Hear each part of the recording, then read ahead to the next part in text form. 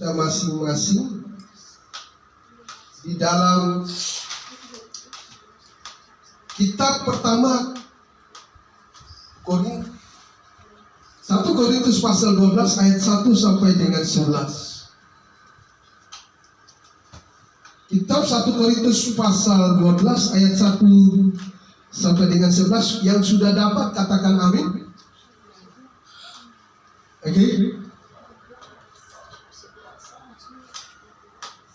Kita akan baca secara bergiliran. Mungkin kita bisa baca yang pegang Alkitab bisa baca dua-dua ayat. Lembaga Alkitab Indonesia memberikan judul rupa-rupa karunia tetapi satu roh. Sekarang tentang karunia-karunia roh, aku mau saudara-saudara supaya kamu mengetahui kebenarannya. Kamu tahu bahwa pada waktu kamu masih belum mengenal Allah, kamu tanpa berpikir ditarik kepada berhala-berhala yang bisu. Karena itu aku mau meyakinkan kamu bahwa tidak ada seorang pun yang berkata-kata oleh Roh Allah dapat berkata, takutlah Yesus, dan tidak ada seorang pun yang dapat mengaku Yesus adalah Tuhan selain oleh Roh Kudus. Ada rupa-rupa karunia tetapi satu roh. Yang kelima, dan ada rupa-rupa pelayan tetapi satu Tuhan. Dan ada berbagai-bagai perbuatan ajaib, tetapi Allah adalah satu yang mengerjakan semuanya dalam semua orang.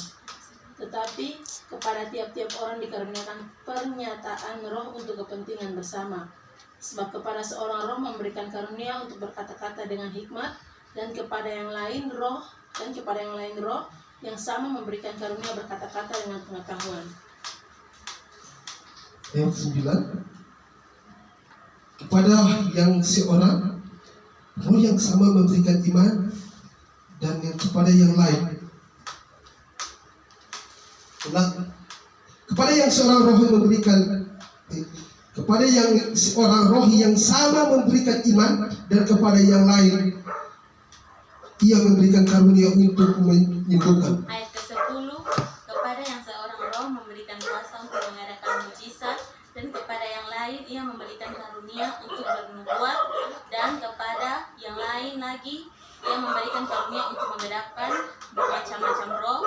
Kepada yang seorang ia memberikan karunia untuk berkata-kata dengan bahasa roh, dan kepada yang lain ia memberikan karunia untuk menafsirkan. Ia menafsirkan bahasa roh itu. Tetapi semuanya ini dikerjakan oleh roh yang satu dan yang sama, yang memberikan karunia kepada tiap-tiap orang secara khusus seperti yang dikehendakinya. Sungguh demikian bunyi firman Tuhan. Hari ini kita akan belajar bersama-sama tentang firman Tuhan di dalam kitab yang sudah kita belajar dalam 1 Korintus pasal 12 ayat 1 sampai 11. Saya akan mengambil sebuah tema khusus, belajar mengenal roh secara pribadi dan berjumpa dengannya. Oke, belajar mengenal roh secara pribadi dan berjumpa dengannya. Berbicara mengenai Roh Kudus dan karunia-karunia, semua orang tahu. Semua orang mau berbahasa roh, semua orang mau mengenal bahwa roh itu siapa. Tapi tidak semua orang menjumpai roh itu secara pribadi. Kenapa? Memang di dalam tubuh manusia terdapat satu roh, yaitu Roh Kudus. Pekerjaan Roh Kudus hari ini kita belajar. Yang pertama, tugas Roh Kudus adalah memberi kesaksian bahwa siapa itu Yesus sebenarnya. Hari ini firman Tuhan bilang tidak ada yang berkata tak kutuklah Yesus, dan tidak ada yang mengatakan bahwa Yesus itu adalah Allah selain daripada pekerjaan Roh Kudus. Berarti Roh Kudus adalah pekerjaan terbesar dalam dirinya adalah memberikan kesaksian tentang siapa Yesus sebenarnya. Bagaimana kita mengenali Roh Kudus itu secara pasti? Banyak orang di tempat-tempat beribadah pakai bahasa roh, di mana-mana orang semua pakai bahasa roh. Tapi bingungnya saya, mereka pakai habis sendiri sudah mengerti. Memang Alkitab bilang kadang bahasa-bahasa itu tidak dimengerti. Tapi hari ini kita belajar yang pertama. Kita belajar Roh Kudus dulu.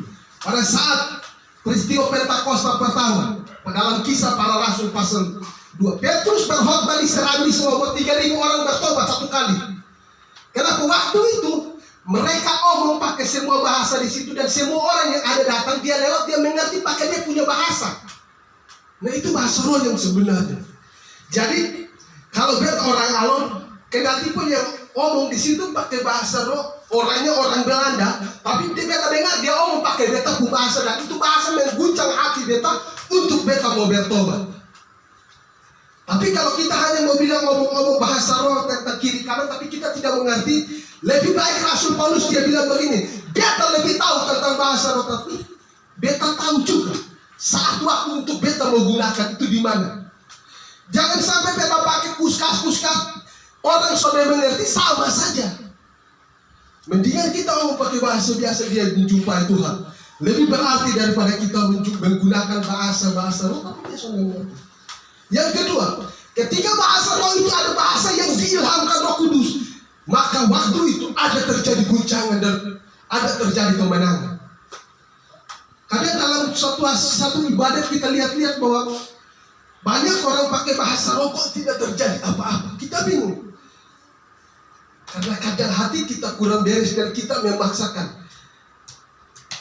Alkitab bilang begini dalam Yeskiel, dia bilang begini, kalau Tuhan sudah kasih lu lihat apa-apa, lu jangan bilang lu lihat. Itu cari masalah besar. Artinya celakalah kamu jika kamu tidak diberitahukan apa-apa, tetapi kamu menyangkanya bahwa kamu diberitahukan. Itu paling celaka. Jadi kadang kita mau bilang beta dapat penglihatan ini, itu, tetapi sudah ada apa-apa, maka mendingan jangan. Karena itu lebih berbahaya.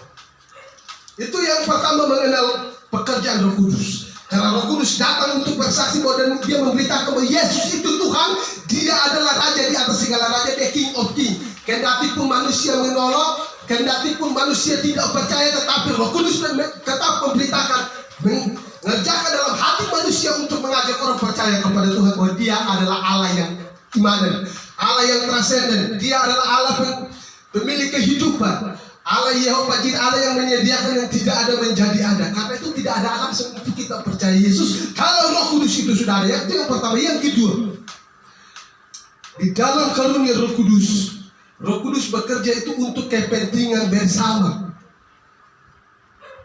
Jadi Allah kita itu Allah yang esa, tapi dia juga Allah yang transenden, yang imanen, yang mampu. Ketika bahasa roh itu ada, bahasa itu digunakan untuk kepentingan bersama.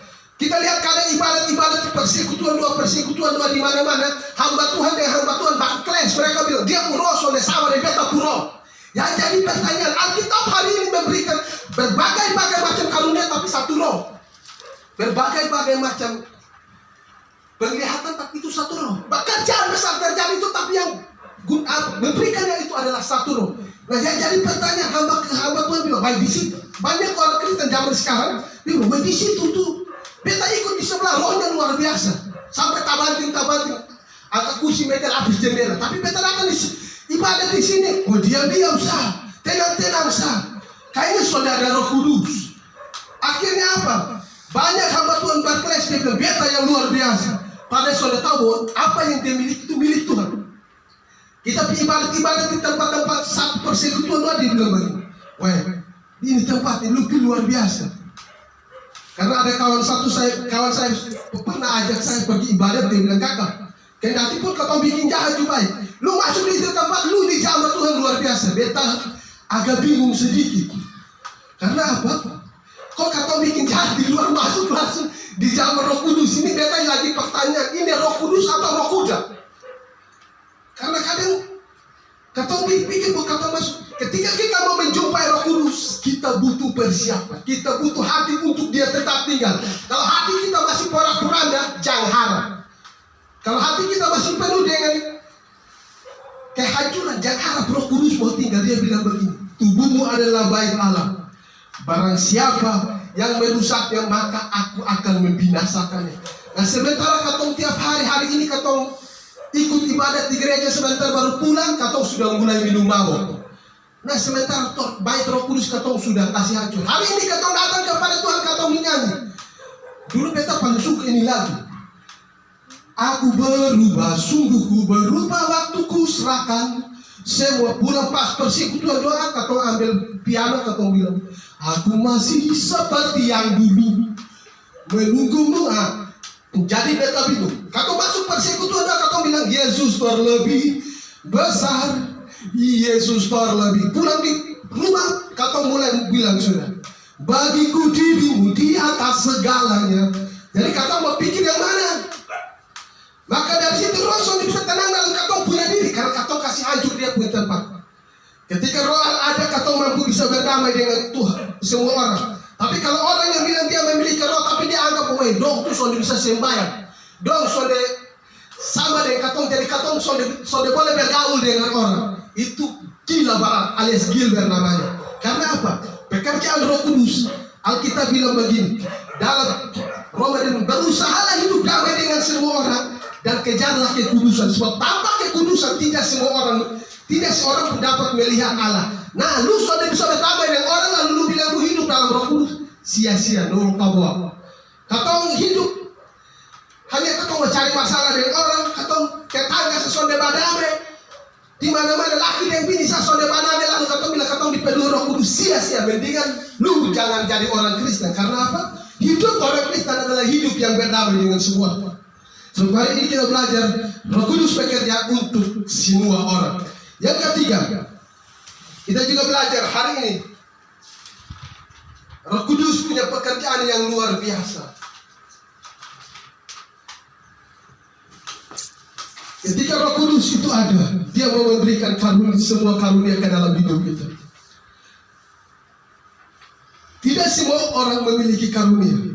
Atau lihat di dalam satu ibadat ada orang yang menggunakan bahasa roh, ada orang yang bisa berkhotbah, ada orang yang memiliki penglihatan, ada orang yang memiliki pendengaran. Tapi jangan harap setiap roh harus diuji dulu. Amin.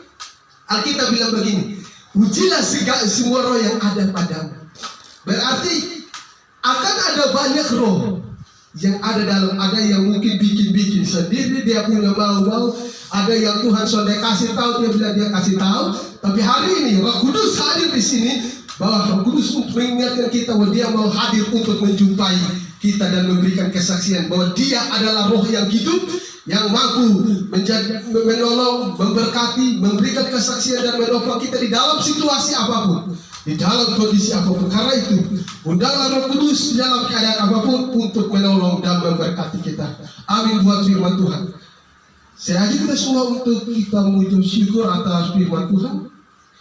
Kita ada pujian, ku berikan syukurku.